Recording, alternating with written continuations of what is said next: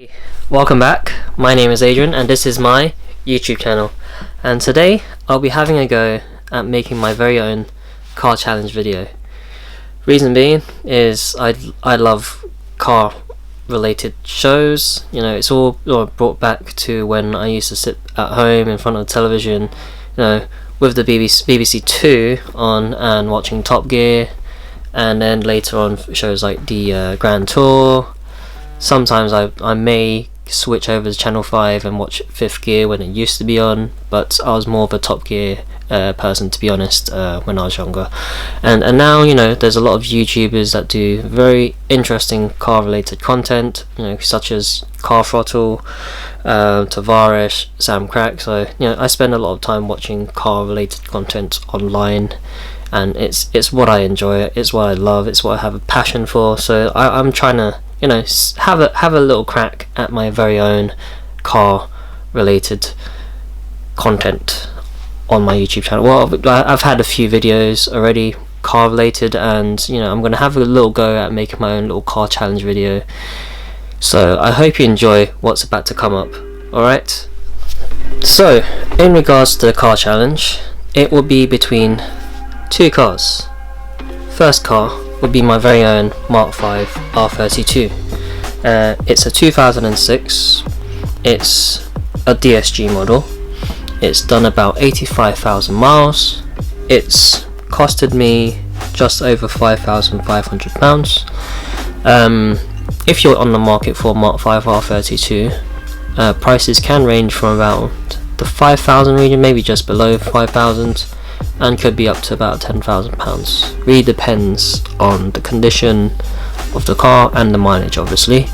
And obviously, mine being the lower end, there are some issues with it as well, which I very, very well know about. Most of it is more cosmetic.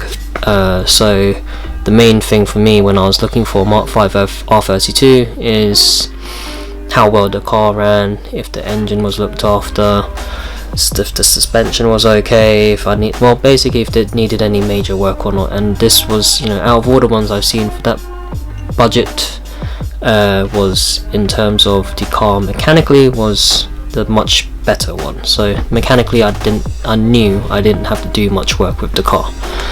Cool. So car number two that would be taking part in this challenge, that my Mark 5 R32 would be going head to head with, is my mum's 2009 A-Class Mercedes. As far as I know, it's done about 74,000 miles, and current market value is around the £2,000 region. So we have the challenges. So what could the car challenge be about?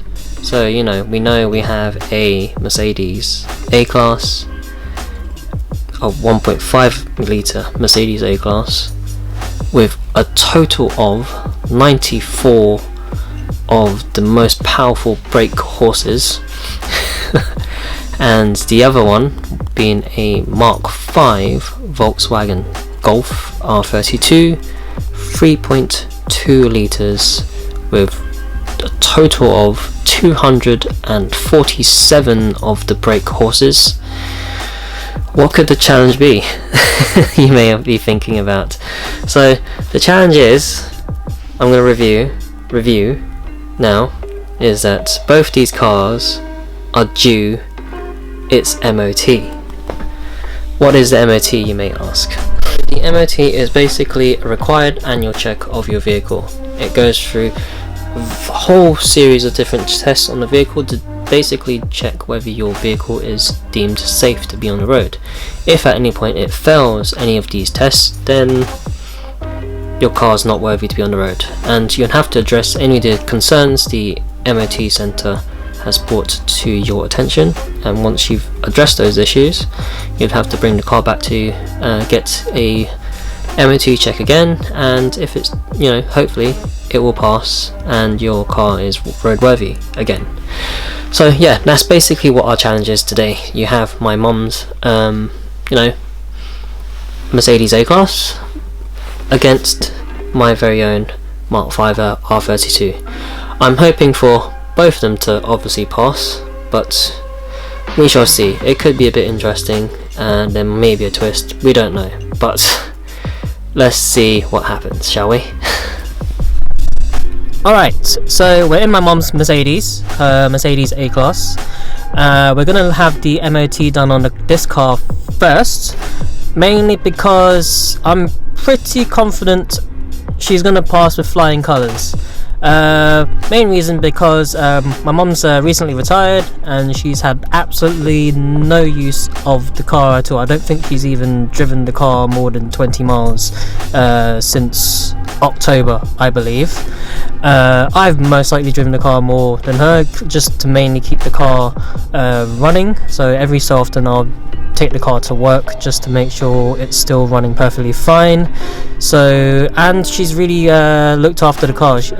She's always had the car serviced with Mercedes, and when they tend to recommend any things that need to be done, whether it's tires, brakes, suspension, whatever they recommend, she would tend to follow with the recommendations as well. So the car should be running in perfectly good running order as well. So we'll take her to the MOT centre first, and then afterwards we'll get the R32 done and we'll compare results at the end.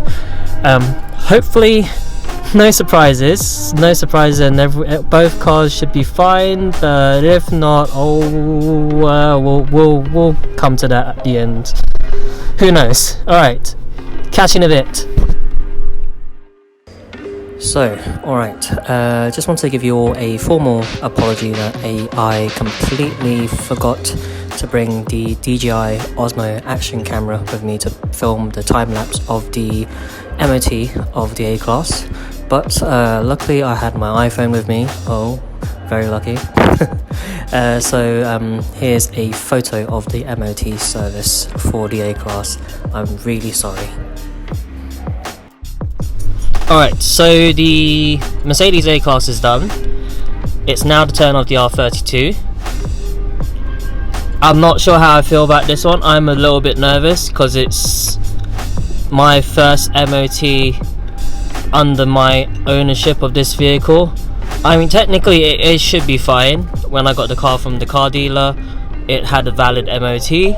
So you should trust that, you know, from the previous person that you bought the vehicle from, that the car, you know, it's passed its MOT from the previous owner or previous seller, and it was deemed safe to be on the roads then, so it passes MOT then. So I mean, I shouldn't see a reason why it should fail the MOT under my ownership in such a short amount of time anyways. I've only had it since October, we're now in March, but you know, I do know there are a few things that need to be done on the car, but it's more because I'm quite OCD and I like things a certain way, and there are few concerns that I need to address on the car as well anyways, but I don't see the things that I'm concerned about as potential things that are usually fails for MOT, but what do I know? So I'm going to drop the car off and get the MOT done, and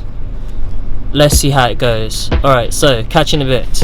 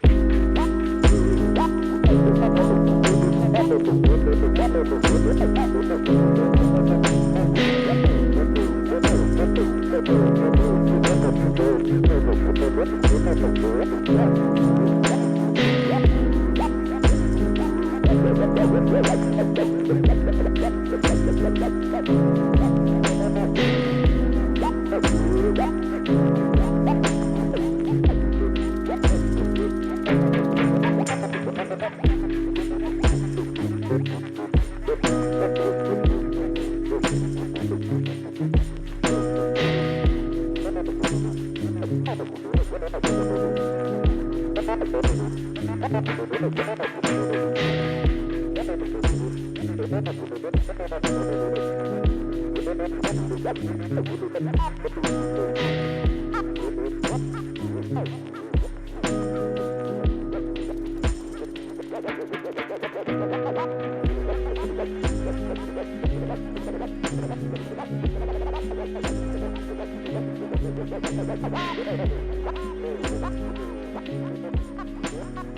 so have the results. Let's go over them, shall we? So we'll start off with the Mercedes A-Class. It's passed, and with flying colours. There's no recommendations at all. It's passed with flying colours, shall we say. Alright, so vehicle 1. Alright, so vehicle number 2.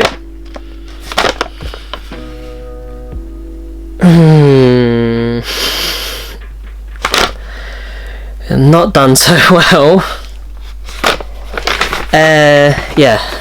So red for fail. So I mean, it's I'm not too happy about it, honestly, because when you buy a vehicle from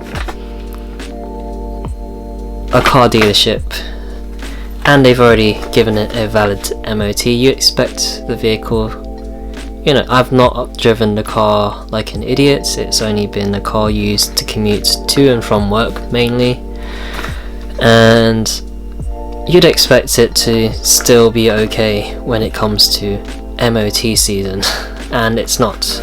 So let's go over the list of things I need to sort out. Main reason being, well, there's only one dangerous defect on the list, which is it says on the report, wheel bearing play so excessive it is likely to break up near side front. I have 3 advisories, which is mainly to do with on the driver's side, where it looks like where the car was previously kept. Could be because the conditions where the car was kept was quite moist or wet, so the driver's side was more particular rusty, more of a rust build-up on the brakes and brake pads on the driver's side. So it looks like that needs. So then, you know, when you're stopping the vehicle, it's not contacting the brake disc in an expected manner, so it's scorching or leaving marks on the brakes in a very weird way. So it's a bit of a advisory that this driver's side brakes would need to be sorted out at some point, but it's not a fail for that reason. It's mainly a fail because of the wheel bearing. So yeah, I'm honestly not too happy about it, but it's something that needs to be done. Gosh. Right. So, not happy at all. We learn, we move on, we learn and we move on. So, what can we learn from this situation? Usually, when you go to a used car dealership or whether you're buying privately, you can just grab your phone, go online, search the previous MOT history for the vehicle, and you know, you can do, and that would be very useful because it will show you if there's any advisories from the last MOT check of the vehicle, and that can help you know when you're going around the vehicle and seeing if those advisories have been addressed. You can also ask, you know, the person that's selling the vehicle if those advisories have been sorted out or not. And it's obvious if you go around and see if there's, you know, an issue with the brakes or whatever, and you can see physically if it's gotten worse, or you can see whether it's been fixed or not. But in my situation, it didn't help at all. Previous MOT history of this vehicle shows that there was no concerns, and the one prior to that, the vehicle seemed to pass previously with flying colours. And I doubt in such a short amount of time I've had the vehicle, just over 5 months, that all these things suddenly have popped up, right? Because I only do a very short amount of miles maybe 20 miles a day to and back from work, and yeah, oh well, we learn. Another way you can sort of possibly avoid these kind of situations is when you're buying a used vehicle, whether it's private or from a dealer. You can call companies such as the AA or the RAC, and they actually provide a service where they can inspect a vehicle that you're looking to purchase, so which will be quite useful because they'll have all the tools that would help check a vehicle a lot better than we could with just by going around and looking at places in a vehicle. Whereas, you know, companies such as AA and RAC, they'll come out with loads of tools. They'll have, you know, diagnostic tools. They can jack up the vehicle, they can check places that we can't check, and run diagnostics that you won't, well, unless you've got diagnostic tools. But yeah, that'll be very helpful as well. We will learn. Alright, so currently the Mark 5 R32 I've left with the MOT centre. They're also a very renowned garage. They're called Canons Park Motors. They've been around for years and years and years in this area. Very good guys, good bunch, honest, trustworthy. I've always gone to them for my MOT, and they've fixed some of my previous vehicles as well, so if you're in the area, check the guys out. Cool. Alright, so that's it this week. Really hope you enjoyed today's video. If you've not seen the previous 7 videos, please make sure you check them out as well. If you're really enjoying the content, please make sure you're subscribed as well. Every little helps. I'm honestly really trying to get to at least 1,000 subscribers. Getting to myself up to 1,000 subscribers would only get me one step closer to be able to get the channel monetized. So, you know, once I get money from YouTube, I can also reinvest back into the channel and make even more amazing content for yourself. So please, every subscriber counts. Thank you. So just to keep you in the loop, in about 2 to 3 weeks time, I'll be going on a track day. So I'll have a track day helmet as well, and be doing some really fun stuff on the track as well. So I'll keep you in the loop, so please stay tuned. There'll be some really cool car content coming up. Alright, but still, every single Thursday 5:30 I'll have some new content for you as usual. Cool. So please make sure subscribe. I think it's here or either here. I'll get used to it. Maybe next week I'll have it in the right spot, but I reckon it's on this side, so please make sure you subscribe down here. Alright, so see you next week. Take care. Love you all.